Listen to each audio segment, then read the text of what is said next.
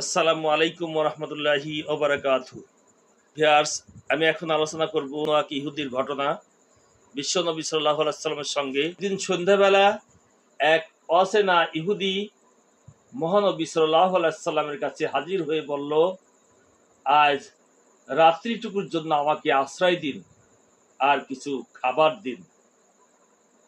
হযরত জাতি ধর্ম বিচার করতেন না, যে কেউ এসে তার সাহায্য প্রার্থনা করলে তিনি তাকে যথাসাধ্য সাহায্য করতেন। অচেনা লোকটিকেও তিনি সাদরে আপন গৃহে স্থান দিলেন। মেহমানের জন্য নানা রকমের সুস্বাদু খাবার তৈরি করা হলো। ইচ্ছে করে সে প্রয়োজনের চেয়ে অনেক বেশি খেয়ে ফেলল। খাওয়া দাওয়ার পর হযরত শোবার জন্য তাকে ভালো বিছানা করে দিলেন। এদিকে বেশি খাওয়ার ফলে লোকটার পেটের অসুখ দেখা দিল।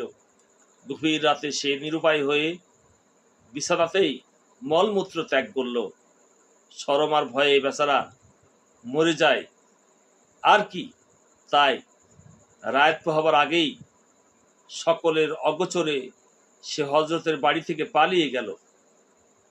সকালে মেহমানের খোঁজ খবর নিতে এলেন বিশ্বনবী সাল্লাল্লাহু আলাইহি সাল্লাম।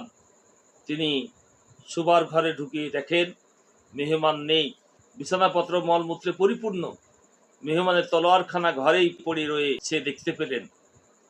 তিনি বুঝতে পারলেন তাড়াহুড়া করে পালাবার সময় মেহমান তলোয়ারখানা ভুলে ফেলে গেছেন। কিছুক্ষণের মধ্যে হযরতের সঙ্গীরা এসে হাজির হলেন। তারা তো লোকটার কাণ্ড কারখানা দেখে ভীষণ রেগে গেলেন। তাদের কেউ বললেন, হুজুর অনুমতি দিন, তাকে ধরে এনে উপযুক্ত শাস্তির ব্যবস্থা করি।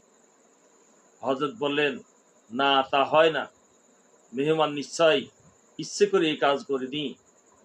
বেশি খাওয়ার জন্য হয়তো তার পিঠের অসুখ হয়ে থাকবে। রাত্রিবেলায় তার চিকিৎসার ব্যবস্থা করা আমার উচিত ছিল। তার সুখ সুবিধা দেখতে পারিনি বলে আমারই অন্যায় হয়ে গেছে। কথা শেষ করে তিনি নিজের হাতে বিছানার মলমূত্র ধুয়ে পরিষ্কার করতে লাগলেন।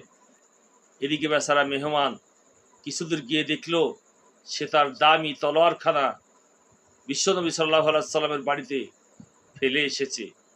সে তার তলোয়ারখানা আনবার জন্য আবার হযরতের বাড়িতে ফিরে এলো। হযরতের কাছে আসতে সে শরমে মরে যাচ্ছিল। হযরত দূর থেকে তার হাবভাব দেখে মনের অবস্থা বুঝতে পারলেন। তিনি নিজেই তার কাছে এগিয়ে গেলেন, তার হাত ধরে বললেন, ভাই, আমাকে মাফ করে দাও। রাত্রিবেলায় তুমি পেটের অসুখে ভীষণ কষ্ট পেয়েছ। আমি তোমার কোনো যত্ন নিতে পারিনি, সেজন্য আমি খুবই লজ্জিত। হযরতের ব্যবহারে মেহমান একবারে থ হয়ে গেল। হযরতের কাছে সে তার অন্যায়ের জন্য শাস্তির আশঙ্কা করছিল, অথচ তার বদলে তিনি নিজেই ক্ষমা প্রার্থনা করছেন। হযরতের মনোভাবতায় সে অভিভূত হয়ে পড়ল। সে হযরতের পায়ে লুটিয়ে পড়ে তখনই ইসলাম ধর্ম গ্রহণ করে হযরতের একজন একান্ত ভক্ত হয়ে গেল। সুবহানাল্লাহ।